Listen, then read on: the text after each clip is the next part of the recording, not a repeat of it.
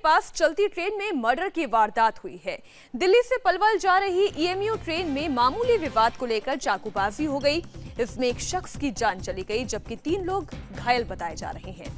कहा यह जा रहा है कि दिल्ली पलवल ईएमयू तुगलकाबाद से पलवल जब जा रही थी, इसी दौरान ट्रेन में सवार कुछ लोगों के बीच किसी बात को लेकर बहस हो गई और इसमें बाद में चाकूबाजी हुई। आरोपियों ने कुछ युवकों को चलती ट्रेन से नीचे भी फेंक दिया। एक घायल शख्स को एम्स ट्रॉमा सेंटर में भर्ती कराया गया है। और इस वक्त जो तस्वीर आप देख रहे हैं, ये वो एफआईआर की कॉपी इस वक्त आप देख रहे हैं। इस पूरी घटना के बाद एफआईआर दर्ज की गई है। दिल्ली पलवल ईएमयू ट्रेन में चाकूबाजी की घटना हुई है जिसमें एक शख्स की मौत हो गई है और 3 लोग घायल बताए जा रहे हैं, जिसमें से एक का इलाज एम्स के ट्रॉमा सेंटर में हुआ है। जिस जगह ये वारदात हुई वहां इंडिया टीवी संवाददाता अतुल भाटिया पहुंचे। देखिए अतुल भाटिया की रिपोर्ट।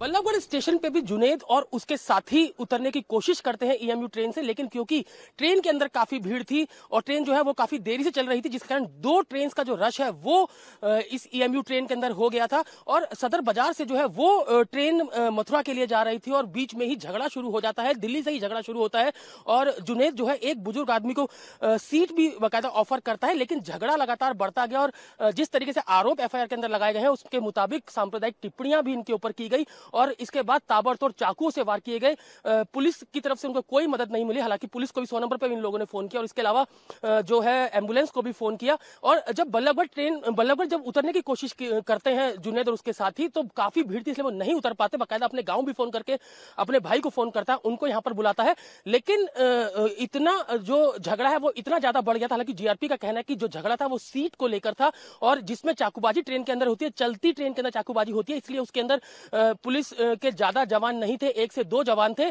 और जब ट्रेन यहां नहीं रुकती है उसके बाद आरोप यह है कि बल्लभगढ़ स्टेशन से आगे उनको चलती ट्रेन से फेंक दिया जाता है। जुनैद की अस्पताल में मौत हो जाती है, बाकी 2 जो है उनको दिल्ली में एम्स ट्रॉमा सेंटर में भर्ती कराया गया। फिलहाल पुलिस पूरे मामले की तफ्तीश कर रही है, जीआरपी ने पूरा मामला दर्ज किया है। हालांकि अभी तक जो जीआरपी का कहना है जो आरोपी हैं उनकी पहचान नहीं हो सकी है, लेकिन उनको पकड़ने के लिए टीम बनाई गई है और जो भी सोर्सेज हैं उनसे यह जानकारी ली जा रही है कि आखिर जो हमला करने वाले लोग हैं वो कौन हो सकते हैं। कैमरामैन सुशील डोगरा के साथ अतुल भाटिया, इंडिया टीवी, बल्लभगढ़।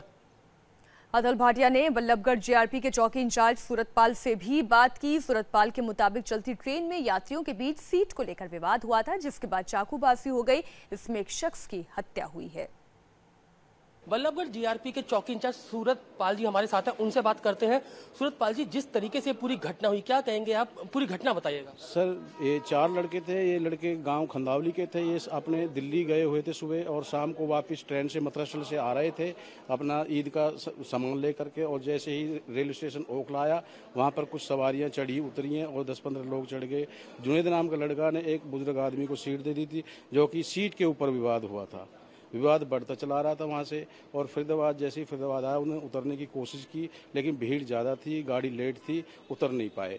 उन्होंने फ़ोन करके अपने भाई को साकिर को बुलाया वहाँ से, गांव खंदावली से। उसके साथ 2 लड़के और आए थे, यहाँ भी नहीं उतर पाए क्योंकि भीड़ ज़्यादा थी। वो आगे चले गए और चलती गाड़ी में चाकूबाजी हुई। जैसे ही रेलवे स्टेशन असावटी आया, वहाँ पर उतर के उन्होंने एम्बुलेंस को फ़ोन किया। और इस वक्त बल्लभगढ़ से जहां पर यह घटना हुई है वहां से संवाददाता अतुल भाटिया हमारे साथ जुड़ रहे हैं। हम सीधा उनका रुख करते हैं। अतुल, सीट को लेकर लग रहा है ये विवाद शुरू हुआ था, लेकिन ये विवाद अचानक इतना बढ़ कैसे गया और चाकू लेकर कोई कैसे ट्रैवल कर रहा था? देखिए मीनाक्षी, इसी की इन्वेस्टिगेशन जो है वो जीआरपी कर रही है। जिस तरीके से पूरी कल शाम को यह घटना हुई, जुनैद और उसके साथी जो है वो ईएमयू ट्रेन के अंदर चढ़ते हैं। उन्होंने बल्लभगढ़ के आगे खंदावली जो गांव है वहां के रहने वाले हैं और ईद का सामान लेकर ये लोग यहां पर आ रहे थे, दिल्ली से चले थे। और जब वहीं से झगड़ा होता है, क्योंकि ट्रेन के अंदर काफी रश था, एक जो ट्रेन थी वो काफी लेट थी, जिसके कारण 2 ट्रेन का रश एक ही ट्रेन के अंदर था। जो हमारी जीआरपी के अधिकारियों से बात हुई, उनका कहना था कि पैर रखने की भी जगह ट्रेन के अंदर नहीं थी और यहीं पर ही कई बुजुर्ग जो है उनको संक्षेप में अतुल इस बात की जानकारी दें जो हत्यारे हैं, क्या उनकी पहचान हुई है? देखिए सूरतपाल, जो जीआरपी के जो चौकी इंचार्ज है उनका कहना है कि अभी तक आरोपियों की पहचान नहीं हो सकी है।